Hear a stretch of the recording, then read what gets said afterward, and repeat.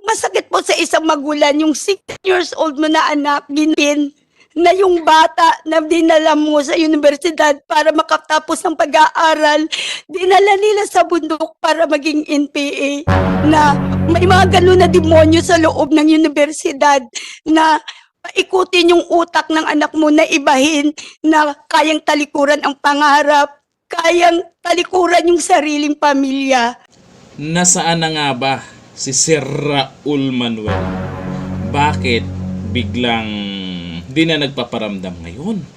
Simula nung pinaimbestigahan siya dyan sa Senado at naglabasan yung mga magulang, kawawang mga magulang, na yung mga anak nila kung anong nangyari dahil sa kagagawan di umano ni Sir Raul Manuel. Nasaan ka na? Umakyat ka na ba para i-monitor yung mga na-recruit mo? Di umano. Kawawa tong mga magulang na to. Kaya yung mga naniniwala pa rin dyan sa mga kaliwang grupo, mag-isip-isip na kayo.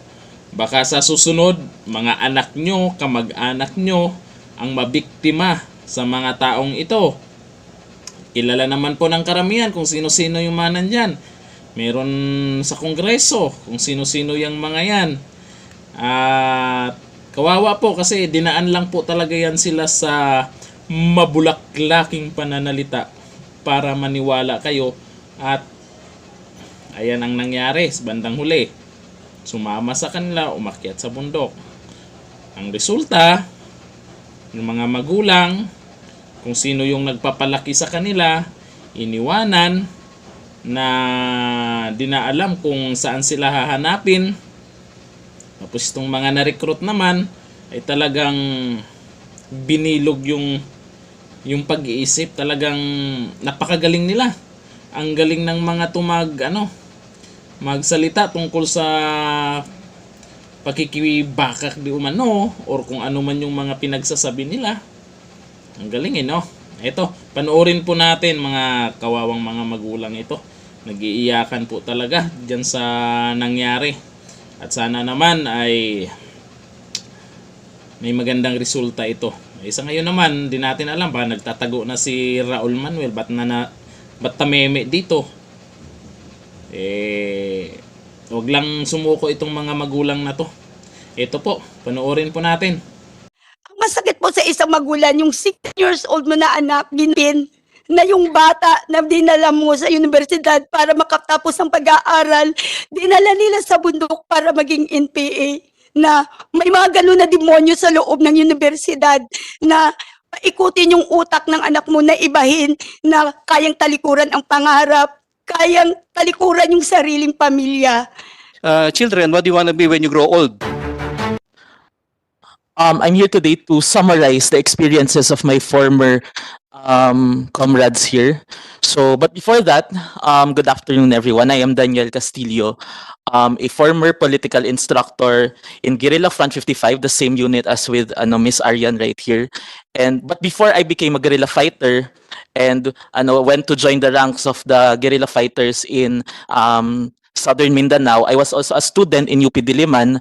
I studied community nutrition, and I was a member of Anak Bayan UP Diliman from 2013 to 2017. Then I became an NPA in 2017, and I surrendered to the Philippine Army in 2020. No. Taga saan ka, Daniel? I'm from Bacoor, Cavite, sir. Bacoor, Cavite? Yes, sir. Doon ka dineploy sa Paquibato District? Yes, sir. Davao City? Yes, sir. Bali nung fourth year namin sa UP Diliman, pinapili kami kung saang guerrilla front namin gusto. So maraming nag-open every summer. Merong Southern Tagalog, Central Luzon, Southern Mindanao. So pinili ko yung Southern Mindanao kasi nung mga panahon na to, ito yung pinakamalakas na na NPA unit. Konti lang daw yung namamatay ng mga NPA doon. Yes, sir. Dahil malakas talaga doon. Yes. Mas marami silang napapatay na sundalo, police doon kaysa NPA. Pero ngayon, Wala, ubos na. Yes, sir. Hindi nag-surrender ka. Kung hindi ka nag-surrender, baka patay ka na rin ngayon. Yes, sir. Yes, sir. Sige, thank you. Thank you. Please continue. If given a chance, I will also share my experiences, pero probably next time. But right now, what is important is that we summarize the experiences of my former comrades here. Because as you have already noticed, there is a pattern, no, a recurring pattern. And that only proves that the radicalization of the CPP is a science. It's a systematic process that aims to produce the fiercest NPA cadres out of idealist students. No? So according to Joma Sison himself, the youth have always played a crucial role in Filipino people's struggle. No, may kita natin sa kasaysayan na karamihan ng mga leader ng armadang pakikibaka mula sa Katipunan, no, mula sa Hukbalahap hanggang sa NPA, no, ay mga no, young men and women in their late teens to their early 20s, even my former comrades here, no, kahit hindi na kabataan yung iba, pero nung nagsimula sila, no, mga kabataan din naman sila, no. A predominant force, no, nung peak ng student movement, no, nung first quarter storm, as earlier stated in the history of the CPP, yung Diliman Commune against the martial law, no, and other recent uprisings, no, against different regimes, administration ng Philippine government. So sabi din ni Joma, sabi niya mismo, the armed revolutionary movement and the legal democratic movement can only succeed when they attract the young men and women in great numbers. So hindi natin mapagkakaila na si Joma na mismo ang nagsabi na ang target para mapasigla ang kilusan ay ang mga bata, young men and women, no? And avail of their resoluteness, their fearless dedication, their militancy, and their irrepressible vigor. So in its very essence, the radicalization process can be divided into three phases: arouse, organize, and mobilize. These phases, while entirely distinct, no, from each other, are not entirely separate. No, with each and every phase, there is a possibility of overlapping from each other. For example, when we say arouse, yun yung mga issues, no, binibigyan tayo ng edukasyon. When we say organize, sasali tayo sa organization. When we say mobilize, ito na yung mga rally. So pwede sa isang pag-attend mo ng rally, na organize, na arouse, at na mobilize ka na rin, no. So umattend ako ng rally, mobilize yun. Dahil umattend ako ng rally, narinig ko yung calls ng mga nag-rally, na arouse din ako, no. Tapos na-organize din ako kasi na-recruit ako. So that's just an overview. But again, while iba't iba yung experiences namin, and not yung experience ko ay hindi ka pareho ni Arya, hindi ka pareho ni Ivy, but there's a thematic process na pinagdadaanan.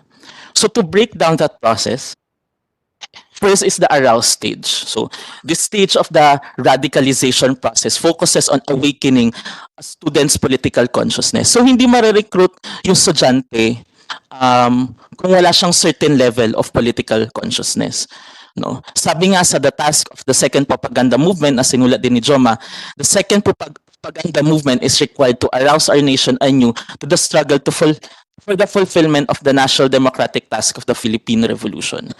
So it employs strategic approaches to engage individuals' political awareness, no. So merong tinatawag na sweep propaganda and solid propaganda. Yun yung dalawang klase ng propaganda. No, pag sinabi nating sweep propaganda, it aims to target and reach the widest audience possible. So this type of propaganda focuses on discussing issues na malapit sa puso ng masa. For example, sa mga schools, kadalasan na nare-recruit yung mga estudyante dahil sa usapin ng tuition, dahil sa usapin ng other school fees, dahil sa usapin ng stringent policies and student code, budget cut, ang presyo ng bilihin at iba pa, na ito yung ine-exploit ngayon ng CPP o ng CTG para mapukaw o mapik yung interest ng mga estudyante. Now, these issues does not necessarily require a communist ideology to analyze them. Dahil malapit sila sa puso ng masa, kahit 5 minuto ka lang magpropaganda sa kanila regarding budget cut, regarding tuition fee increase, no, mako-convince talaga sila doon sa adhikain, quote-unquote adikain ng mga grupong ito. So methods employed in sweep propaganda include room-to-room discussions. So kami, nung nasa UP ako, no, doon din ako sa eskwelahan. For example, wala akong klase from 1 p.m. to 2 p.m. Mag-room-to-room ako. Ang gagawin ko, papasok ako sa mga klase ng mga professors, kakatok ko doon, hingi ako ng 5 minutes sa professor, magdi-discuss lang ng mga issues na to. Pwede rin. Umayag rin ng mga professors na makialam ka sa classroom nila. Okay lang sila. Well, yes sir. Kasi syempre yung mga aktivista na katulad ko, mga bata, makukulit din kami. Hindi talaga namin sila titigilan kung hindi kami papasukin ng classroom. Minsan nakikipagdebate pa kami sa professor, no, minsan inaaway pa kami. Inaaway din namin sila. No? Pero dati yon, mabait na po ako ngayon.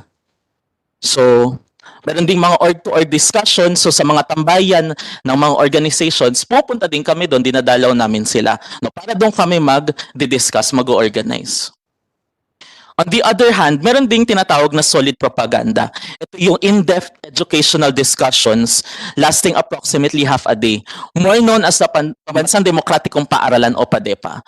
No? So ito yung pundasyon ng Marxist-Leninist-Maoist ideology na siyang dahilan kung bakit naiengganyo yung karamihan ng mga individual to deepen their engagement with the movement. So lahat ng mga kasama ko dito, bago sila naging miyembro ng mass organization or habang miyembro sila ng mass organization, pinapalalim ng mga recruiter nila yung ideolohiya nila sa pamamagitan ng pagbibigay ng PADEPA. So yung PADEPA, yung MKLRP na sinulat ni Joma, ESCOM, Araling Aktivista, lahat yon nakasaad at nakasulat sa polisiya ng partido sa pag-recruit ng mga kabataan. No? So these are conducted either in schools kung saan maraming estudyante o kahit pa sa mga urban poor communities na marami ding kabataan na out of school. Pero recently, next slide, no, gumagamit na rin ng iba't ibang pamamaraan yung CPP para maabot niya yung pinakamalawak na audience niya sa kanyang propaganda. So they also innovate their methods. They make use of their technology, the internet, in order to espouse communist propaganda. So meron na din sa social media, no? Lahat ng mga issues ginagawa nila ng statement. That's part of their sweep propaganda. At meron din, nag-upload sila mismo, pwede nating i-check, padepa.org, cpp.ph, merong mga statements, mga documents ni Joma, no, mga basic party courses na nandun mismo, na naka-upload sa internet natin. So, definitely, nag-evolve din sila sa kanilang mga proseso. Lastly, organize. So during this phase, the individual is encouraged to join a national democratic organizations. So yung mga kasama ko, nabanggit nila, members sila ng Anak Bayan, members sila ng LFS, Gabriela Youth, Alay Sining. No, these are the national democratic organizations. Ang common denominator nila is that these organizations market themselves as champions of democratic rights of the different sectors of society. No? So Anak Bayan, pinaglalaban daw niya yung mga karapatan ng mga estudyante, ng batayang masa, LFS the same, Gabriel Youth, mga kabataang kababaihan, etc. However, no, hindi lang sa mga ganitong mass organizations kumikilos yung CPP. So meron din sa mga legal traditional organizations, academic orgs, regional organizations, religious organizations, tinatry nilang i-infiltrate tayuan ng mga party groups. No? They also penetrate fraternities and sororities. No? Napakaraming mga NPA leaders na galing din sa mga fraternities. No? Ang media na-infiltrate nila? Definitely meron ding mga party members doon, sir, pero I'm not entirely sure of the particularities of that one, sir, because hindi po ako kumilos sa media sector, sir. Thank you. Even student councils, no, katulad ni Kate Raka na nasa College of Education Student Council, and school publications. So yung mga school publications, nagiging boses to ng CPP mismo sa kanilang eskwelahan. Sabi nga ng CPP sa 64th anniversary ng Kabataang Makabayan, utilize campus publications as vehicles for revolutionary propaganda. No? So napakaklaro na gustong i-exploit ng CPP yung campus publications, no, para sa kanilang propaganda. So additionally, the organized phase also include members of the organizations being recruited into Kabataang Makabayan. So for example, si Arian from Gabriela Youth, naging Kabataang Makabayan. Si Amihan from Anakbayan, naging Kabataang Makabayan. SCMP, naging Kabataang Makabayan. Lakbay CV, naging Kabataang Makabayan. So, kahit pa iba-iba yung pangalan ng mga organisasyon, pero yung underground core group na nagpapatakbo sa kanila ay Kabataang Makabayan. At ang Kabataang Makabayan, alam natin, ay isa sa mga ng National Democratic Front. At bago pa magkaroon ng Communist Party of the Philippines, pinanguluhan at tinayunan ni Joma Sison ang Kabataang Makabayan. No? Sabi nga ng CPP, no, again, hundreds and thousands of urban and rural activists must be recruited. Sila na po mismo yung nagsabi na ang kanilang goal ay mag-recruit ang mga aktivista. No? So, from mass organizations to Kabataang Makabayan, from Kabataang Makabayan to candidate members of the Communist Party of the Philippines naman. That is the policy. No? So lastly, mobilize. No? Sa Youth on the March article na sinulat ni Joma Sison, minention niya kung paano niya nakikita yung pagkilos ng kabataan once they have undergone the process arousal and organization. Sabi nga, isang quote doon, to rebel is justified. Yun yung goal ng CPP na maging slogan ng kabataan. So the mobilized phase is the students' direct participation in activities that support the armed struggle, either politically, logistically, or financially. Meaning, after reaching a certain level of consciousness, no, kino-commit na nila yung sarili nila into serving the movement in any way that is, na kaya nila. No, so the most common being politically supporting the movement. So paano yung political support na sinasabi? Ito yung pagsali ng mga rallies, ito yung pagsali ng mga mass movements regarding certain issues. No? Sabi ulit ng CPP, students and youth must undertake mass action process and in the streets in order to advance their struggles against budget cuts in state colleges and universities and other social needs. So, napakaklaro sa propaganda line ng CPP, no, yung marching order niya na ang mga kabataan dapat magkaroon ng mass action sa kanilang mga eskwelahan. At ang kanilang target na issue, budget cuts, no, at iba pang social needs sa kinakaharap ng mga estudyante. So other than political support, pwede rin, no, for a guerrilla fighter to provide logistical and financial support, no, yung KM member to provide logistical and financial support to guerrilla fighters. So ang KM, meron kaming tinatawag na butaw o yung monthly dues namin. So, every month, nagkukuli kami tag 20, bibigay namin sa Guerrilla Front. Recently, nagkaroon ng program yung Adapt a Guerrilla Front noong 2019 panahon ni Ms. Kate Raka, no, kung saan nag-a-adapt sila ng particular front and nagsisend sila ng support doon sa bukid. So, mga damit, gamot, pera at iba pa. However, the most noble support as considered by the party is the one na pinili ng mga kasamahan ko, and that is to join the New People's Army. So bakit? Because joining the New People's Army actualizes the party's principle in the highest form possible. So serving yourself to the cause of the communist movement. So may quote na nakalagay sa aling aktivista na tinuturo sa lahat ng mga members ng mass organizations. No, sabi nila, saan man may pakikibaka ay may pagsasakripisyo at ang kamatayan ay isang karaniwan na pangyayari. So ito yung tinuturo ng CPP sa mga aktivista. No, masa aktivista pa lang yan, sinasabi niya na karaniwang pangyayari ang kamatayan. That dying is normal and that there's nothing to be afraid of as long as you die by offering yourself to the movement and to the revolution. No. So for us to get a better visual on how this scheme really works, we would like to play a video. No, this video is a message for of the CPP for the Kabataang Makabayan's 50th anniversary. And towards the end of the video, may kita natin yung certain personalities ng mass organizations such as Anakbayan, SCMP, basta maraming may kita dun sa dulo, no, na itong mga organizations dapat na to na sinasabi lang legal ay nagpa-participate sa isang activity ng organization na youth arm ng CPP, which is Kabataang Makabayan. Ma'am, you have the floor. Good afternoon, Mr. Chair and everybody po. I'm Luisa Espina of Hands of Our Children and a public school teacher din po. Ang anak ko po na-recruit ng anak bayan at sa edad na 16 years old. From PUP, siya po ay senior high. Same ng mga pattern recruitment ng mga nagsalita na former, ganun din po, former rebel, ganun din po ang nangyari sa anak ko.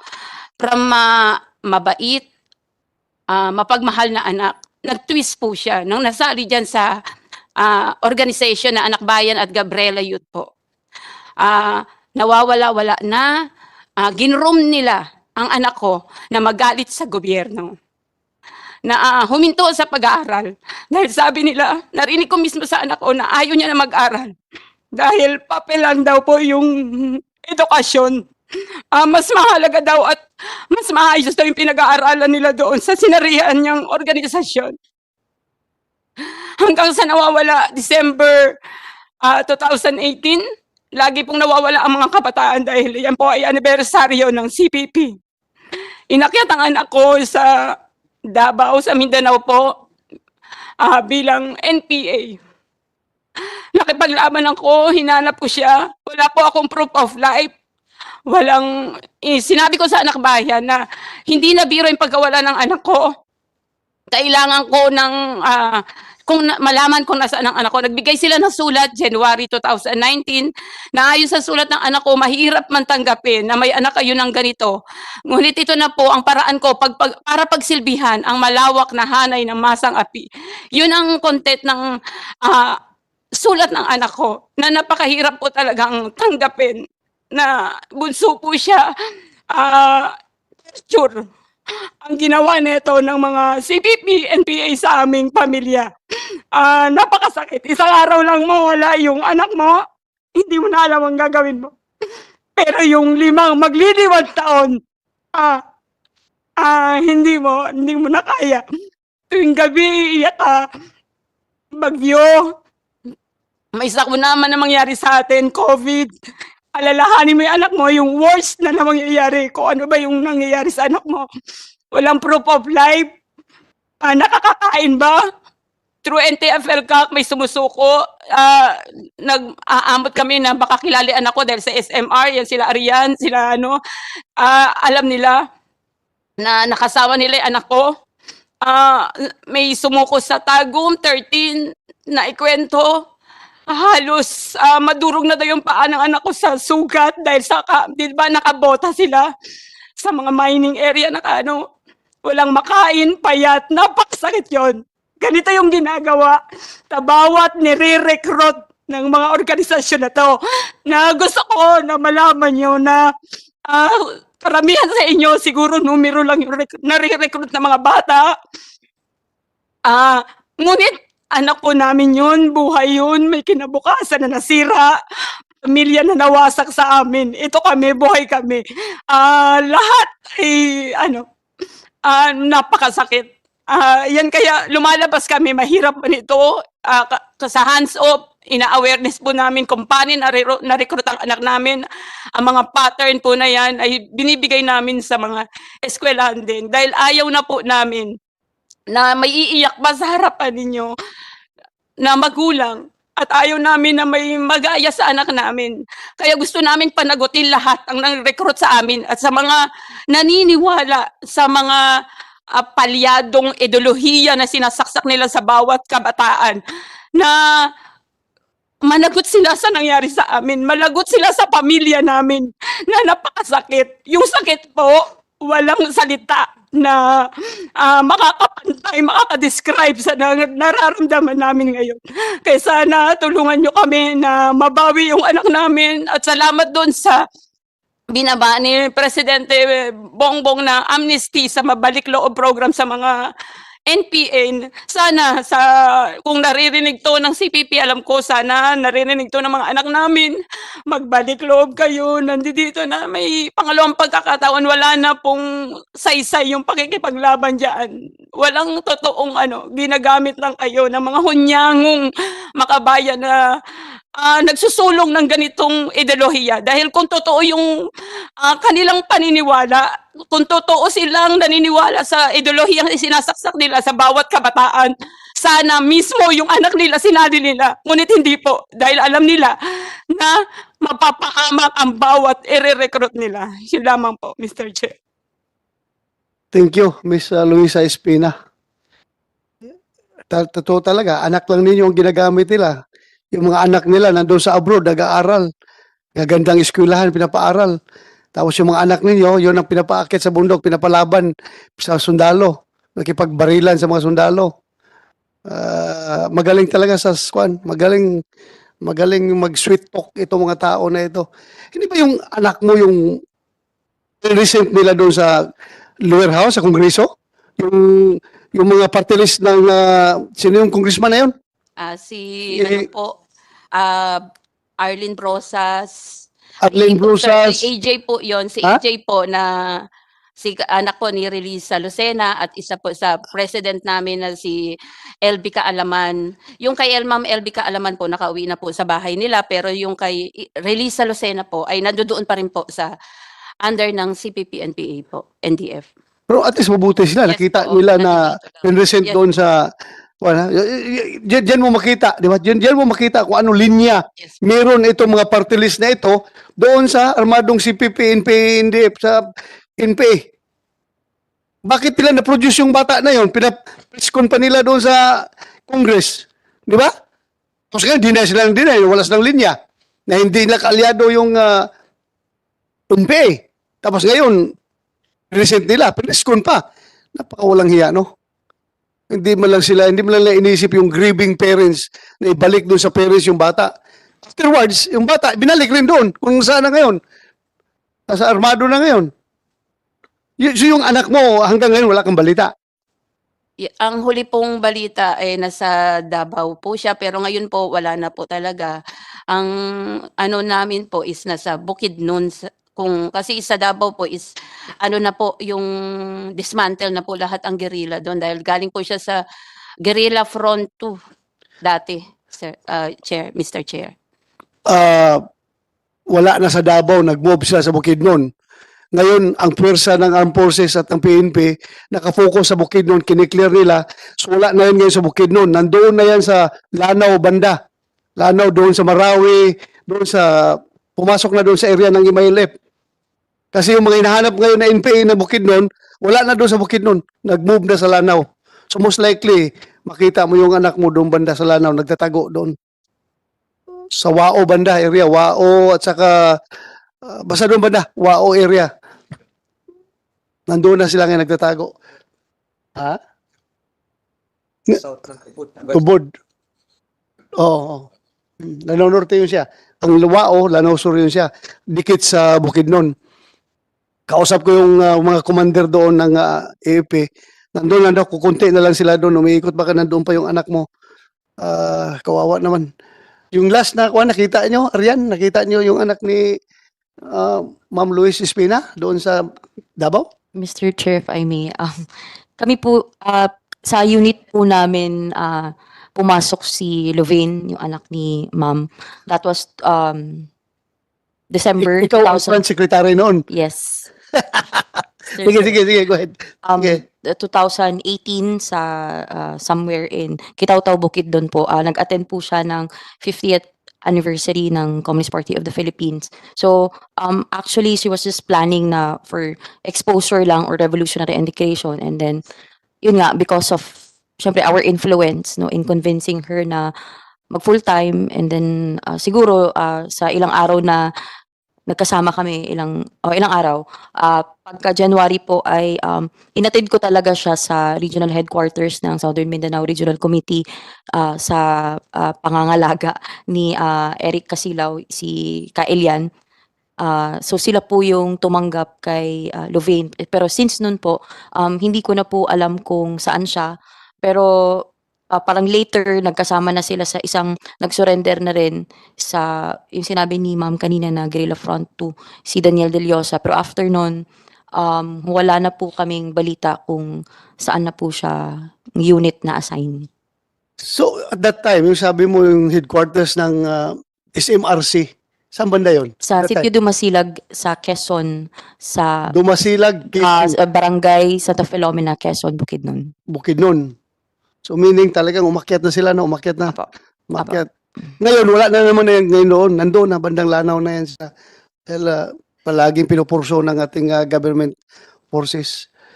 So thank you, Ma'am Luisa Espina. Luisa Espina, I hope and pray na hindi pa tapos ang lahat. Baka pwede pang yung anak mo makagaya nila na magbago ang isip at bumalik. So sana magkaroon kayo ng reunion. Kawawa naman. Ako, I am also a parent, no? Imagine ko lang yung anak ko na mapunta sa kanila. Napakasakit. Napakasakit talaga. Hirap, hindi ko matanggap. So, meron pa bang parents dyan na magsalita? Yes, ma'am. Miss Maribeles? Yes po. Mary Mr. Francis. Chairman. Yes, ma'am. You have the floor. Good afternoon po. Good afternoon po sa lahat. Ako nga po pala si Mary Meriveles, isa din po sa mga mother sa Hands of Our Children. Yung anak ko po si Francis Earn Meriveles, 16 years old lang po nung pumasok sa PUP Santa Mesa.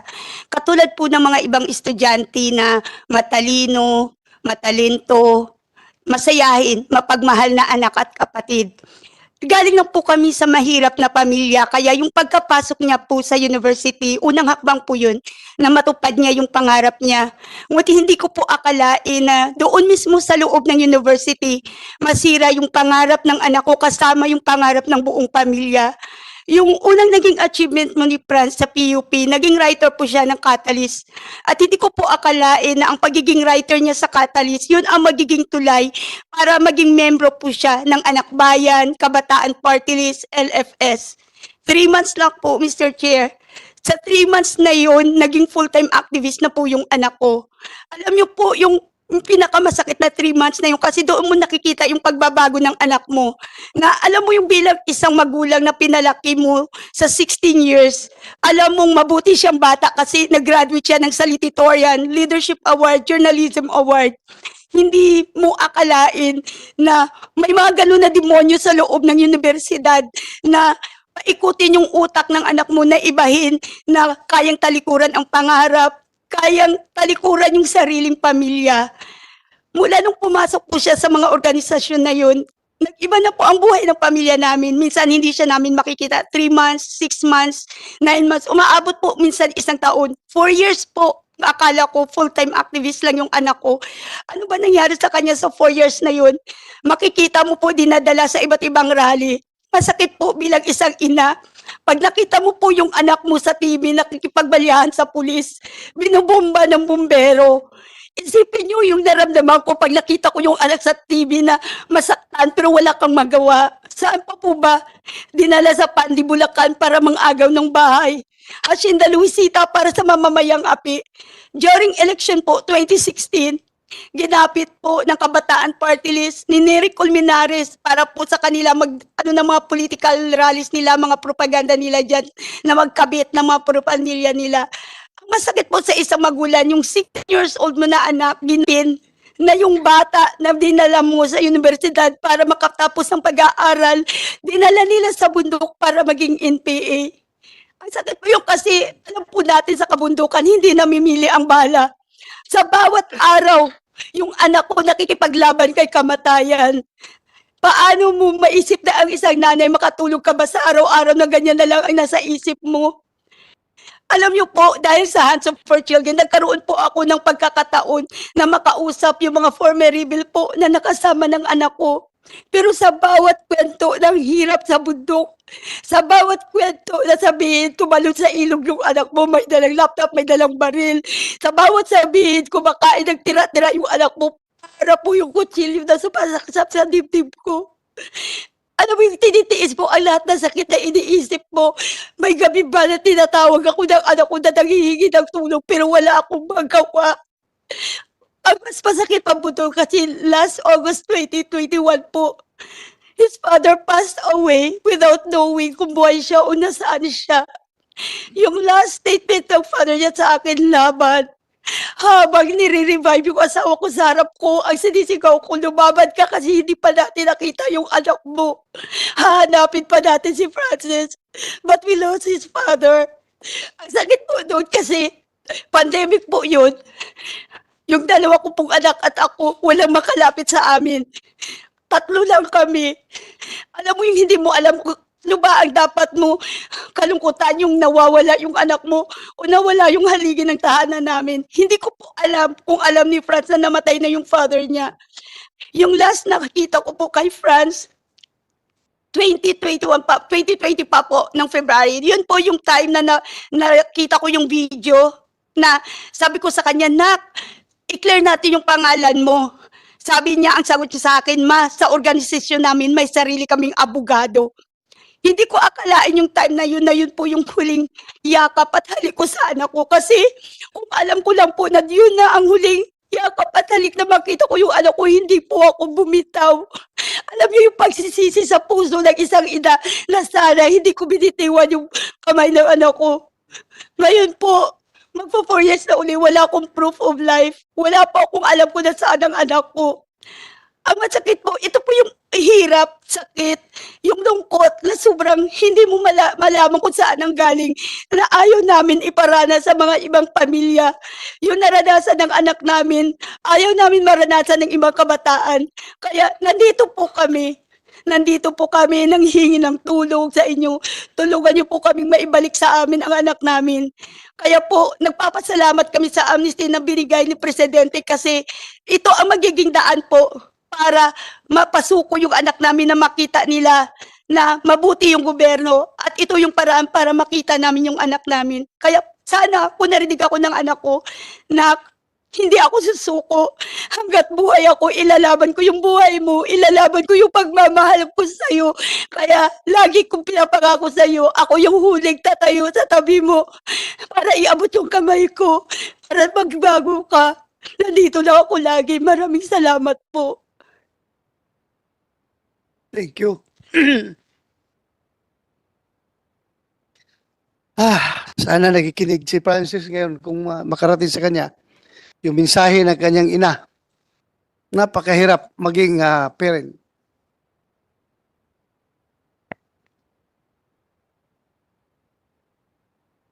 Demonyo talaga yung mga recruiter na yan. Talagang demonyo. Except, hindi kasama itong mga nagbagong buhay na. Nagbagong buhay na kayo eh. So sabi ni Lord, kapag kayo ay pinagsisihan niyo yung ginawa ninyo, kayo rin ay pupunta sa langit. What we need is yung tanggapin yung kamalian na ginawa natin at magbagong buhay tayo. Wala yung pardon na yung kasalanan ninyo. So sana kawawa itong sa anak kaya ito, si Francis. Anong balita ninyo? Kayo, may alam kayo kung saan ito ngayon? Yung last na balita? Saan na-monitor niyo? Wala? Sa Visayas? Yung last update, sir, wala na siya sa Eastern Visayas. May rumors, although unconfirmed pa, na intelligence na nailipat siya sa Southern Tagalog. Southern Tagalog. Yes, sir. Yung si Ern Mariveles. Kawawa naman itong bata na ito. Hindi, mas kawawa talaga ang parents. Ang hirap, di ba? Ang hirap sa parte ng parents, yung naramdaman mo yung sakit ng anak mo, yung dinadaanan. Parents kayo, maramdaman mo. But anyway, meron pa kaming session at 3 o'clock. Meron pa bang gusto magsalita? Para kung ano man, i-adjourn natin ito or i-kuha natin, i-suspend. Kuha lang sa Anti-Terrorism Council. May we know kung meron na ba tayo nakasuhan ng mga recruiter based on the anti-terror law? Meron na ba tayo na kasuhan ng mga nag-recruit itong mga bata na ito? Sir, Mr. Chair, magandang hapon po.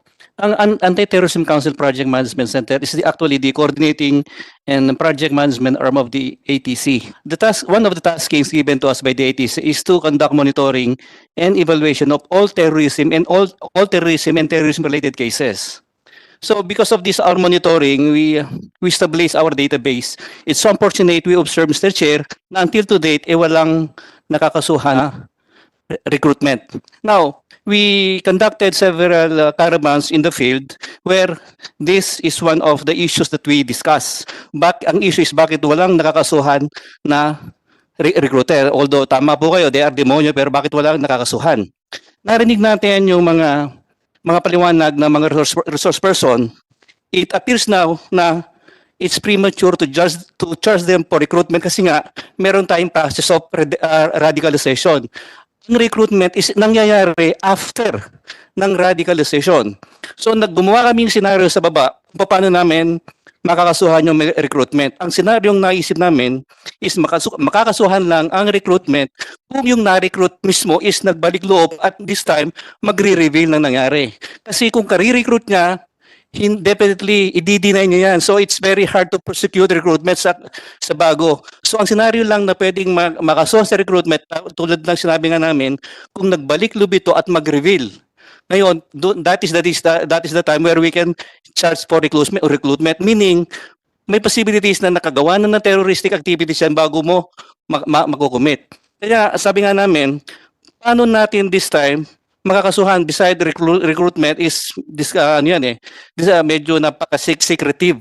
Whereas radicalization is napaka-rampant. Pumapasok nga sa mga rooms, sa mga public places, radicalization. But it so happened, Mr. Chair, probably, baka na-mislok ng framers ng ATA na hindi na isama ang radicalizations as a form of recruitment.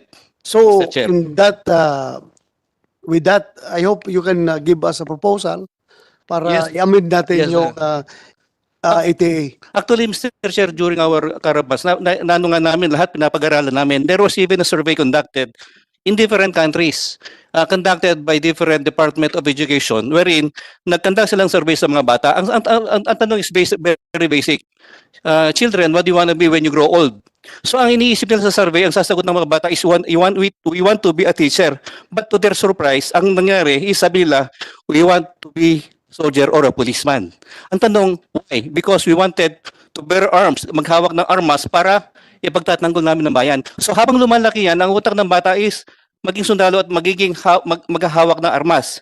Kung may radicalization punta sa kabila, ang utak ng tao is maghawak ng armas. Kung hindi mapiprevent ang radicalization, Mr. Chair, magiging NPA yung mga yan.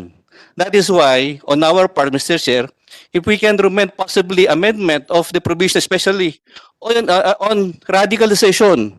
Kasi, I want to become a soldier. Tapos growing up, napunta siya sa side ng radicalization, napunta siya sa kaliwa at nagiging NPA. Ang solusyon ni Senator Tolentino dyan is ROTC-session. Growing up, nakuha siya ng program, ROTC program. Nakuha siya. So pumunta din siya dito sa side ng gobyerno. Yung kanyang want to bear arms. So napunta siya sa armed forces. So yan ang isang solusyon ngayon ni Senator Tolentino. ROTC session. Dapat ma-ROTC ito mga bata na ito para mapunta dito sa tamang landas na gusto natin. So going back to your problem na hindi natin na-apply yung kuwan nga kasi very big yung recruitment dahil magaling talaga itong mga kaliwa sa kanilang ginagawa, di ba?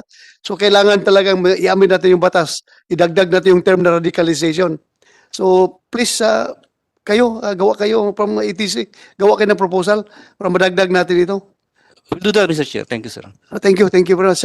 Yes, ADG Ordonia. Yan, magandang hapon sa Yeah, go ating ahead. lahat. Your Honor, in behalf of the Director General of the National Intelligence Coordinating Agency, General Ricardo F. De Leon, may I convey the agency's utmost support and cooperation with your initiative to further enhance the laws and policies for the protection of our children from recruitment by the communist terrorist group. And the agency is also one with the Malakas sa propaganda tayo, medyo relaxing tayo pagdating sa propaganda. So with that, Aminado po ako na talagang matalino yan si Raul Manuel. Isang beses nga pinagyayabangan niya na isa siyang summa cum laude. Pinagyayabang niya dyan sa Kongreso. Pero ang tanong, may puso ka ba? O, ano tong resulta ng mga ginawa di umano? Ay marami pong maraming witnesses, maraming mga magulang, maraming mga dati mong na-recruit na isip-isip nila na mali na yata yung nagawa nila. Ano pang hinihintay po ng gobyerno dito? Medyo tumatapang po sila, lalo dyan yung mga nasa Kongreso. Lalo na si Franz Castro.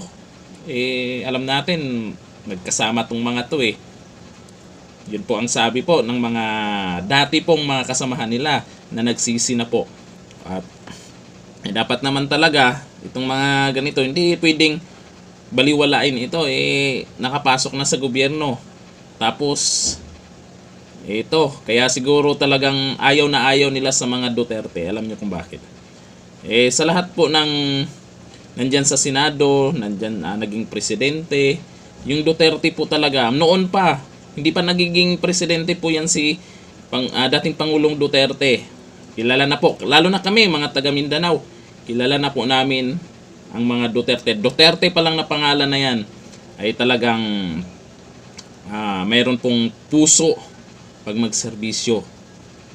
Di bali na kung ano yung pamamaraan nila, kung maganda naman ang magiging resulta. Hindi yung puro papogi na lang sa camera. Pero hanggang dulo, wala namang nagawa pa rin. Puro lang papogi yung iba dyan. Kaya, sana, maghimas rihas na itong si Raul Manuel. Makonsensya ka sana. Matalino ka. Oo. May puso ka nga ba? Hanggang dito na lang. Bye-bye.